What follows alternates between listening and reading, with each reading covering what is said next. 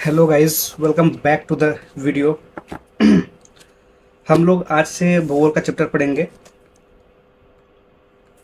मतलब भूगोल का बुक पढ़ेंगे जिसका नाम है भारत का भूगोल। और ये माजिद हुसैन द्वारा लिखी हुई पुस्तक है। और इसमें हम लोग सीधे 9वें चैप्टर से स्टार्ट करेंगे जिसका नाम है कृषि यानी कि एग्रीकल्चर। तो चलिए हम लोग आज से शुरुआत करते हैं भूगोल की और एग्रीकल्चर चैप्टर आज पढ़ते हैं। तो चलिए शुरू करते हैं। भारतीय अर्थव्यवस्था कृषि पर निर्भर है। भारत की जनसंख्या का 55% से भी बड़ा भाग प्रत्यक्ष या अप्रत्यक्ष रूप से कृषि पर आश्रित है। कृषि क्षेत्र के कृषि क्षेत्र भारत के सकल घरेलू उत्पाद यानी कि जीडीपी में 14.4% का योगदान करता है। यह न केवल भारत की बृहद जनसंख्या को आहार की उपलब्धि कराता है, बल्कि कृषि आधारित उद्योगों को कच्चे माल की भी आपूर्ति करता है। इसके अतिरिक्त कृषि क्षेत्र द्वारा देश के लिए प्रतिवर्ष विदेशी मुद्रा में भी एक अच्छी आय अर्जित की जाती है। फसलों, पेड़ पौधों की खेती तथा पशुओं का पालन पोषण ही कृषि है। इसके अंतर्गत अन्यान्य गतिविधियां शामिल की जाती है, यथा फसलों की खेती, पशुपालन, बागवानी, मत्स्य पालन, रेशम कीट पालन, वनवर्धन, फूलोत्पादन इत्यादि।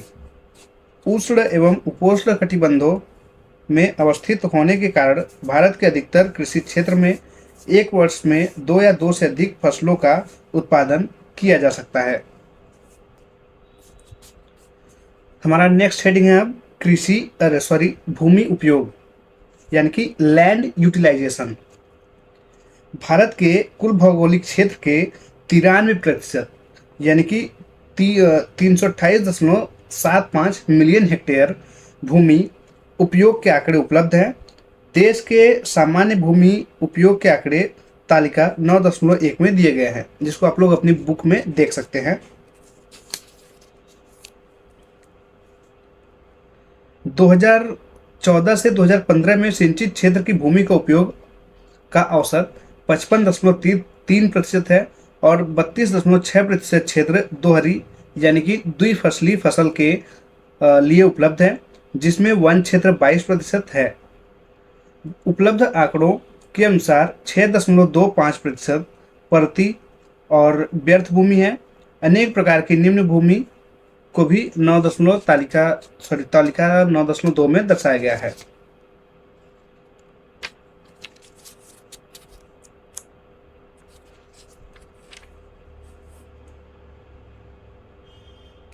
अब हमारा अगला हेडिंग है भारतीय कृषि की विशेषताएं और समस्याएं। Characteristics and problems of Indian agriculture. जैसा कि ऊपर कहा गया है, भारतीय अर्थव्यवस्था कृषि पर निर्भर है।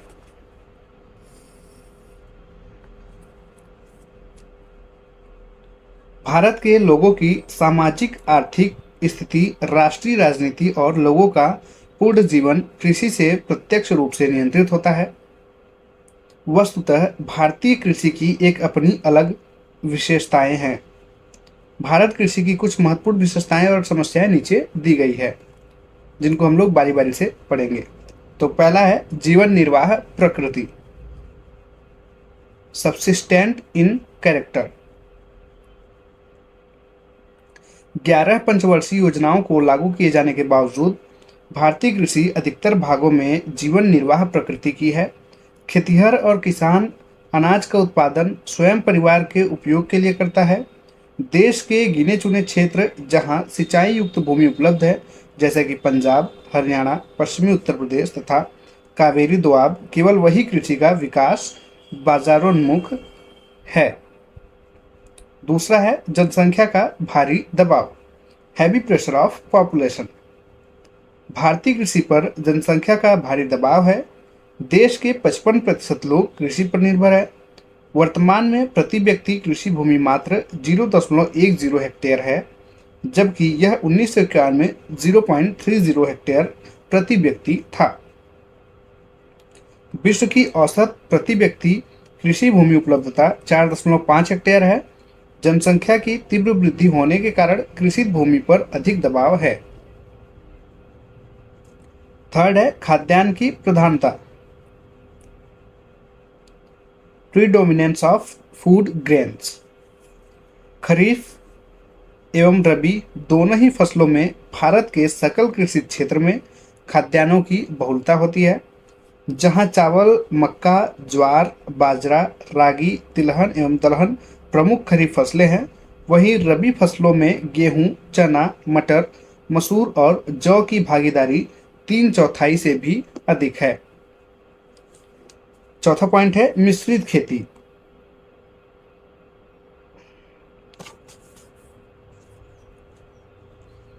देश के वर्षा सिंचित क्षेत्रों में मिश्रित खेती का होना सामान्य है। किसान किसान खरीफ मौसम में चावल, मोटे अनाजों और दलहन फसलों तथा रबी मौसम में गेहूं, चना और जौ की खेती करता है। झूम खेती में 10 से 16 मिश्रित फसलें एक ही खेत में बोई जाती हैं। मिश्रित खेती करने के पीछे मूल तर्क अच्छी खेती की आशा है, जिससे कृषि का अधिकतम लाभ प्राप्त हो सके। अगर मानसून समय पर तथा सफल होता है तो चावल की पैदावार अच्छी होगी, और अगर मानसून असमय होता है तो कम पानी वाली फसलें जैसे ज्वार, मक्का, बाजरा और दलहन की पैदावार अच्छी होगी। मिश्रित खेती जीवन निर्वाह खेती की विशेषता है।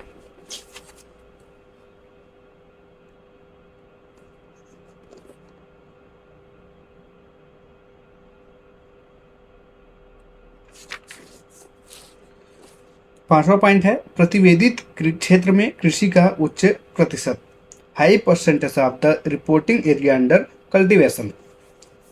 भारत में कुल क्षेत्र का लगभग 55.3% भाग फसलों की खेती तथा चारागाह के अंतर्गत आता है, जो तुलनात्मक दृष्टि से अन्य देशों जैसे कनाडा में 4%, चीन में 12%, जापान में 15% और संयुक्त राज्य अमेरिका में 16% है, से काफ़ी अधिक है। और नेक्स्ट पॉइंट हमारा छठवां, जोत का छोटा आकार और विखंडन, small size of holding and fragmentation of fields. कृषि जोत क्षेत्र के 70% से भी अधिक भाग या तो छोटे और सीमांत आकार के हैं, अर्थात 1 हेक्टेयर से कम। छोटे आकार की जोत के लिए मुख्य जिम्मेदार कारक सामाजिक, आर्थिक तथा मुख्यतः उत्तराधिकार के नियम हैं। छोटे आकार की जोत तथा विखंडित जोत आधुनिक कृषि के लिए उपयुक्त नहीं है। तालिका 9.3 से ज्ञात होता है कि देश के लगभग 51% किसान सीमांत हैं, जिनके पास कुल कृषि क्षेत्र 1 हेक्टेयर से भी कम है। छोटे किसान 20%, मझोले किसान 27% तथा केवल 4% बड़े किसान 10 हेक्टेयर से बड़ी जोत आकार वाले हैं। सातवां पॉइंट है सीमित गहन खेती, लिमिटेड इंटेंसिव कल्टीवेशन। भारत में कुल कृषि क्षेत्र के केवल 1/3 भाग पर द्विफसली या बहुफसली खेती की जाती है। इसमें द्विफसली क्षेत्र को बढ़ाना मुश्किल है, जब तक कि नहर और नलकूपों को बढ़ावा देने के लिए भारी निवेश नहीं किया जाता। आठवां है पारंपरिक तकनीक, प्रिमिटिव टेक्नोलॉजी। देश के अधिकांश वर्षा सिंचित क्षेत्रों में जुताई एवं अन्य कृषि कार्यों के लिए भारवाही पशुओं, ड्रॉट एनिमल्स जैसे भैंस, बैल और ऊंट का उपयोग करते हैं। भारवाही पशुओं की स्वास्थ्य और कार्यक्षमता कम होने के कारण कटाई, बुआई आदि कार्यों में देरी होती है। नौवां है श्रम गहन कृषि, लेबर इंटेंसिव एग्रीकल्चर। भारत में कृषि मुख्यतः मजदूरों पर आश्रित है, जिसमें कृषि के अधिकांश कार्य जैसे कि जुताई, खेत का समतल करना, बुआई, कटाई, छिड़काव इत्यादि कार्य मनुष्यों के हाथों द्वारा पूरा किया जाता है। मशीनों का उपयोग अभी भी देश के कुछ बड़े किसानों द्वारा ही किया जाता है। 10वां पॉइंट है वर्षा आधारित कृषि, रेनफीड एग्रीकल्चर। देश का एक बहुत बड़ा भाग 55% से भी अधिक कृषि के लिए ग्रीष्म मानसून पर निर्भर है। मानसून की अनिश्चितता और इसकी विषमता भारतीय कृषि की उत्पादकता और उत्पादन दोनों पर ही प्रतिकूल प्रभाव डालता है। देश के मात्र 42% कृषि क्षेत्र जिन पर सिंचाई सुविधाएं उपलब्ध हैं, पर ही किसान कृषि उत्पादन को लेकर विश्वस्त रहते हैं। 11वां पॉइंट है दलहन एवं चारा फसलों की कम भागीदारी, लेस एरिया अंडर लेगुमिनियस क्रॉप। मृदा में नाइट्रोजन नियत करने वाली दलहन फसलों की खेती घटती जा रही है। इस कारण मृदा की उर्वरता घटी है। इसी प्रकार चारा फसलों के अंतर्गत देश का मात्र 4% कृषि क्षेत्र में ही आता है। चारे की कमी तथा चारागाहों की कमी के कारण देश के दुग्ध उत्पादन पर प्रतिकूल प्रभाव पड़ रहा है। हालांकि भारत में विश्व के सर्वाधिक मवेशी हैं, फिर भी मवेशी उत्पादों के क्षेत्र में इसका स्थान नाम मात्र का है।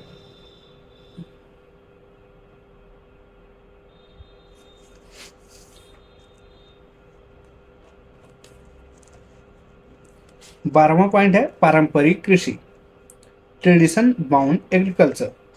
भारत कृषि अब भी बड़े अर्थों में परंपरावादी है। इसकी स्थापना शताब्दियों पूर्व एक आत्मनिर्भर अर्थव्यवस्था के रूप में हुई थी, जो न केवल जातिगत व्यावसायिक ढांचों में गढ़ी थी, बल्कि इसमें अनुपस्थित एवं परजीवी भूस्वामियों का भी बोलबाला रहा था।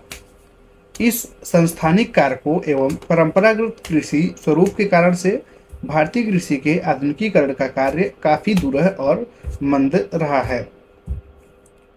13वां पॉइंट है निम्न उत्पादकता, लो प्रोडक्टिविटी। निम्न उत्पादकता भारतीय कृषि की एक प्रमुख समस्या है। दूसरे शब्दों में दूसरे देशों की तुलना में भारत में कृषि उत्पादकता काफी निम्न है। निम्न उत्पादकता के लिए जिम्मेदार कारकों में मृदा की निम्न उर्वरता तथा हरित खादों, उर्वरकों एवं फसलों के तार्किक चक्रण की अनुपस्थिति को माना जाता है। रासायनिक उर्वरकों के निम्न स्तरीय उपयोग को टेबल 9.4 द्वारा दर्शाया गया है। 14वां पॉइंट है हमारा सरकारी नीति, गवर्नमेंट पॉलिसीज। भारत की पंचवर्षीय योजनाओं में भारतीय कृषि की अनदेखी की जाती रही है। चूंकि सरकारी नियोजन का औद्योगिकीकरण के प्रति अत्यधिक झुकाव रहा, फलतः कृषि क्षेत्र उपेक्षित रहा है। जहां आज भारतीय अर्थव्यवस्था की वृद्धि दर लगभग 8 प्रति वर्ष है, वहीं कृषि क्षेत्र की यह दर मात्र 2.5% है। इतनी धीमी और तुलनात्मक रूप से निम्न वृद्धि दर वाले क्षेत्र पर देश की लगभग 55% आबादी अपनी आजीविका के लिए निर्भर है। ऋणग्रस्तता, भूखमरी, बेरोजगारी, आत्महत्या इत्यादि आज के भारतीय किसानों की आम समस्याएं हैं। शहरी और ग्रामीण जनसंख्या के बीच की आय की विषमता पिछले दशक में और तेजी से बढ़ी है।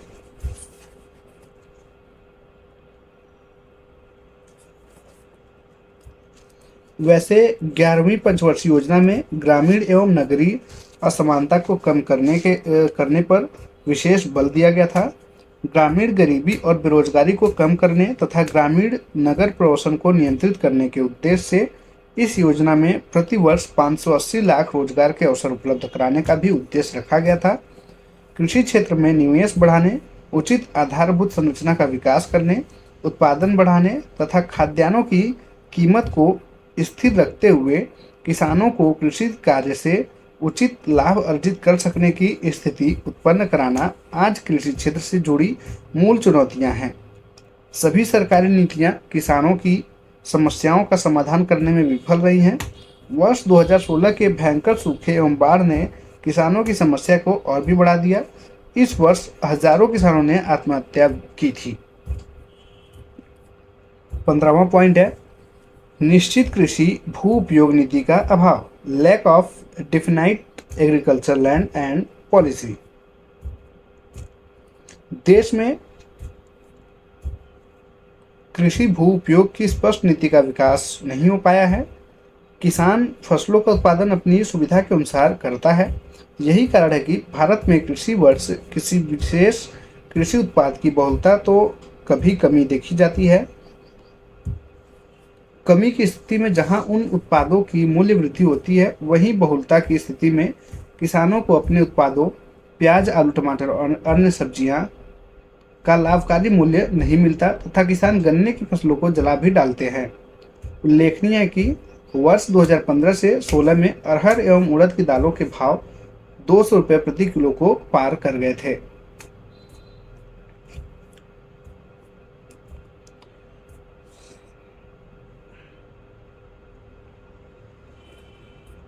नेक्स्ट पॉइंट है भंडारण एवं विपणन सुविधाओं का अभाव, lack of marketing and storage facilities.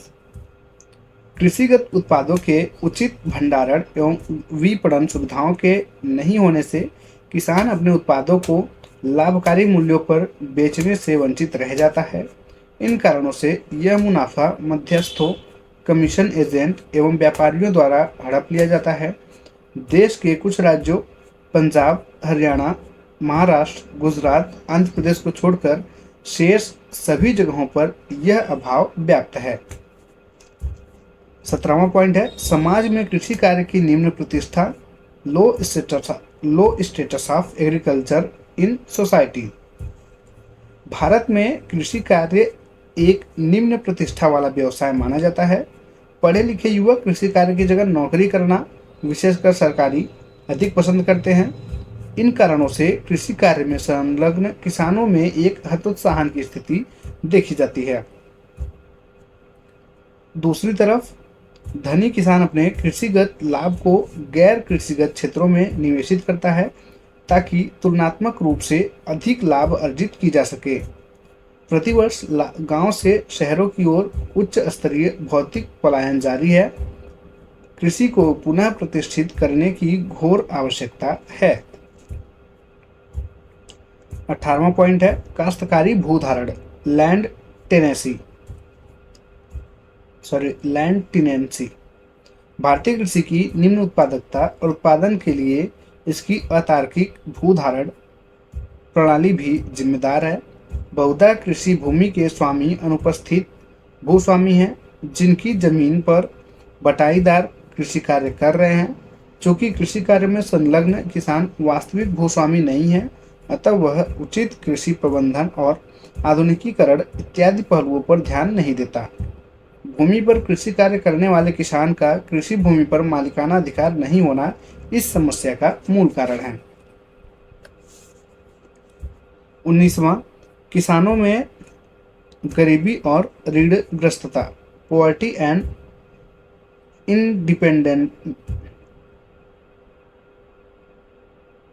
Independence of the farmers.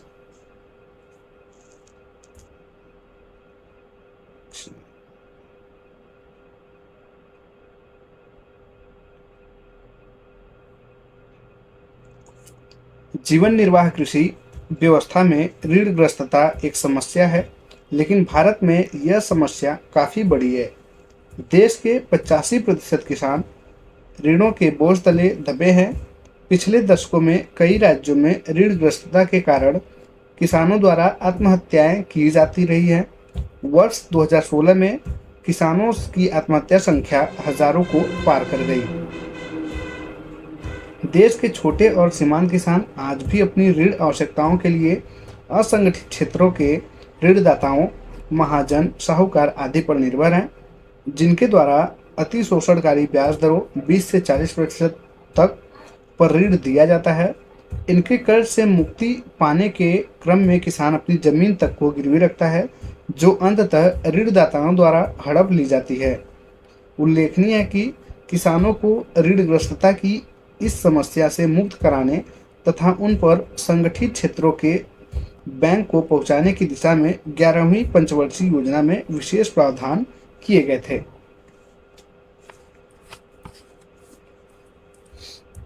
बीसवां है विस्तारण सेवाओं की अपर्याप्तता।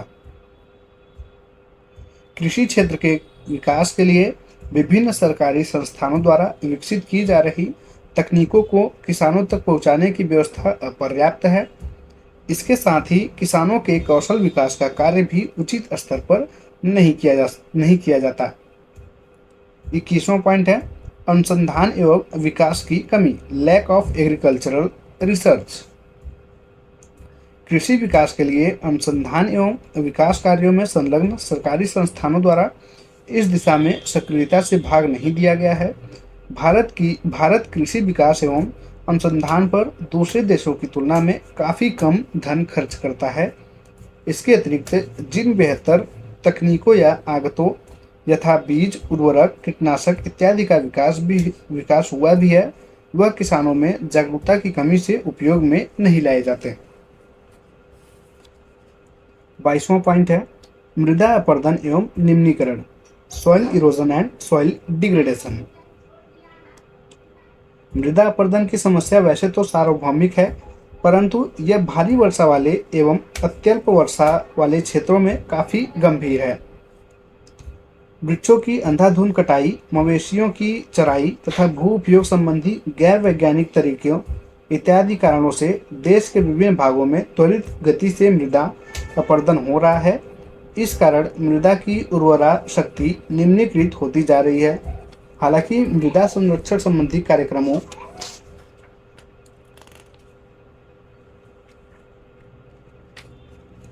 को सन 1953 से लागू करना प्रारंभ कर दिया गया था, लेकिन इनके प्रभाव उत्साहजनक नहीं रहे हैं। आम आदमी में जागरूकता लाने और इसकी सहभागिता के बिना यह कार्य पूरा नहीं किया जा सकता। 23वां पॉइंट है अन्य विशेषताएं एवं समस्याएं, अदर कैरेक्टरिस्टिक्स एंड प्रॉब्लम्स। ऊपर चर्चित तथ्यों के अतिरिक्त भारतीय कृषि के समक्ष और भी कई समस्याएं व्याप्त हैं, जिन कारणों से न सिर्फ कृषि क्षेत्र का उत्पादन स्तर कम है, बल्कि ग्रामीण विकास भी काफ़ी निम्न है। जैसे कृषि क्षेत्र में बिजली, परिवहन और संचार की आम कमी, अवैज्ञानिक कृषि पद्धति, कृषि कार्य के लिए लाभकारी मूल्यों का नहीं मिलना, असाक्षरता, परंपरागत सोच, स्वास्थ्य सेवाओं की आम कमी, मवेशियों के अस्पतालों की कमी इत्यादि। अब हमारा नेक्स्ट हेडिंग है कृषि के निर्धारक, डिटर्मिनेंट्स ऑफ एग्रीकल्चर्स। कृषि क्रियाएं फसल प्रारूप और उनकी उत्पादकता भू जलवायु, सामाजिक, आर्थिक एवं सांस्कृतिक राजनीतिक कारकों द्वारा निर्धारित होती है। वास्तव में किसी भी क्षेत्र की कृषि निम्नलिखित कारकों द्वारा प्रभावित होती है। पहला है भौतिक कारक, जिनमें आता है भू क्षेत्र, भू आकृति, जलवायु तथा मिट्टी। दूसरा है संस्थागत कारक, इसमें आता है भू स्वामित्व, भू काश्तकारी, जोत का आकार एवं खेत का आकार। तीसरा है आधारभूतीय कारक, इसमें आता है सिंचाई, विद्युत, यातायात, बाजार, साख, बीमा, अनुसंधान तथा भंडारण की सुविधा। चौथा है तकनीकी कारक, इसमें अधिक उत्पादकता वाले बीज, रासायनिक खाद, कीटनाशक, कृषि कार्य में लगे यंत्र। ये कारक व्यक्तिगत या सामूहिक रूप से फसल प्रारूप पर अपना प्रभाव रखते हैं, जैसे कृषि विकास का स्तर और क्षेत्र में फसल की उत्पादकता। इन कारकों का विस्तृत वर्णन नीचे दिया गया है।